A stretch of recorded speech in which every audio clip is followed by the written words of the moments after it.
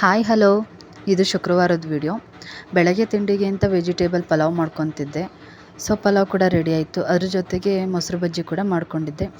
ಇಷ್ಟೆಲ್ಲ ಮಾಡಿ ಪಾಪನ ಕೂಡ ಸ್ಕೂಲಿಗೆ ಕಳಿಸಿ ಆಮೇಲೆ ಖುಷಿಗೆ ಅಂತ ಒಂದು ಕ್ಯಾರೆಟ್, ಸ್ವಲ್ಪ ಬೇಳೆ, ಸ್ವಲ್ಪ ಅಕ್ಕಿ ಹಾಕಿ ಬೇಯಿಸ್ಕೊಂಡು ಅದನ್ನು ಗ್ರೈಂಡ್ ಮಾಡಿ ತಿನ್ನಿಸ್ಕೊಂಡೆ.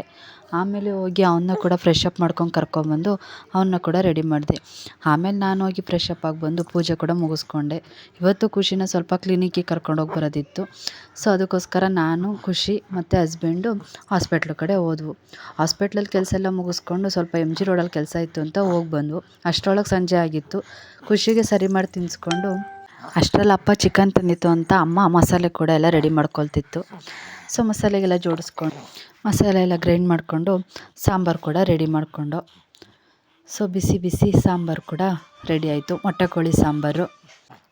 ಈ ಚಳಿ ವೆದರ್ಗೆ ಬಿಸಿ ಬಿಸಿ ಮೊಟ್ಟೆ ಕೋಳಿ ಸಾಂಬಾರಿಗೆ ಅವರೆಕಾಳು ಹಾಕಿ ಸಾಂಬಾರು ಮಾಡ್ಕೊಂಡಿದ್ವು. ಸೊ ಸಾಂಬಾರು ಕೂಡ ರೆಡಿ ಆಯಿತು. ಅದ್ರ ಜೊತೆ ಬಿಸಿ ಬಿಸಿ ರಾಗಿ ಮುದ್ದೆ, ಎಗ್ ಕೂಡ ಬಾಯ್ಲ್ ಮಾಡ್ಕೊಂಡಿದ್ವು ಸೈಡ್ಸ್ಗೆ ಅಂದ್ಬಿಟ್ಟು. ಸೊ ಮುದ್ದೆ, ಎಗ್ಗು, ಬಿಸಿ ಬಿಸಿ ಸಾಂಬಾರು ಇಟ್ಕೊಂಡು ಊಟ ಕೂಡ ಮುಗಿಸ್ಕೊಂಡ್ವು.